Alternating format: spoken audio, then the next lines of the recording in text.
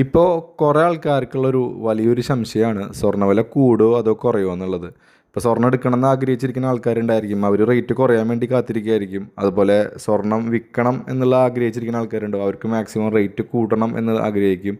അതുപോലെ നമ്മുടെ കയ്യിലത്തെ സ്വർണ്ണത്തിന് മാക്സിമം മൂല്യം കൂടുണ്ടോ എന്ന് നോക്കിയിരിക്കുന്ന ഒരു വിഭാഗം ആൾക്കാരുണ്ട്. അപ്പോൾ അങ്ങനെ പല ആൾക്കാരുണ്ടായിരിക്കും, സ്വർണ്ണത്തിൻ്റെ കുറവും കൂടുതലും ഒക്കെ നോക്കിയിരിക്കുന്ന ആൾക്കാരുണ്ടായിരിക്കും. അവരോട് പറയാനുള്ള ഒറ്റ ഒരു കാര്യമുള്ളൂ, ലോങ് ടേമിലേക്ക് സ്വർണ്ണവില എന്തായാലും കൂടും. ഈ ഷോർട്ട് ടേമിൽ മാത്രമാണ് ഈ കൂടിയും കുറഞ്ഞ് നിൽക്കുന്നുള്ളൂ. ഇപ്പോൾ നമുക്ക് കല്യാണങ്ങളൊക്കെ വരുന്നുണ്ടെങ്കിൽ, നല്ല അഡ്വാൻസ് ബുക്കിംഗ് പ്ലാനുകളൊക്കെ ഉണ്ടെങ്കിൽ ആ കടകളിൽ പോയിട്ട് നമ്മൾ അഡ്വാൻസ് ബുക്ക് ചെയ്തിടുക. അപ്പോൾ പിന്നെ റേറ്റ് കൂടണം നോക്കിയിട്ടുള്ള ഒരു കൺഫ്യൂഷൻ നമുക്ക് വരില്ല. ഇപ്പോൾ റേറ്റ് മാക്സിമം കുറഞ്ഞ് നിൽക്കുകയാണ്, അപ്പോൾ നിങ്ങൾക്ക് ആ റേറ്റിൽ കിട്ടുകയും ചെയ്യും. ഇനി കുറയുകയാണെങ്കിൽ കുറഞ്ഞ റേറ്റിന് കിട്ടുകയും ചെയ്യും.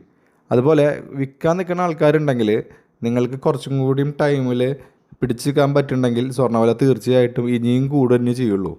അപ്പോൾ നിങ്ങൾ വെയിറ്റ് ചെയ്യുക. ഉറപ്പായിട്ടും സ്വർണം നിങ്ങളൊരിക്കലും ലോസ് വരുത്തിക്കില്ല. ഓക്കെ.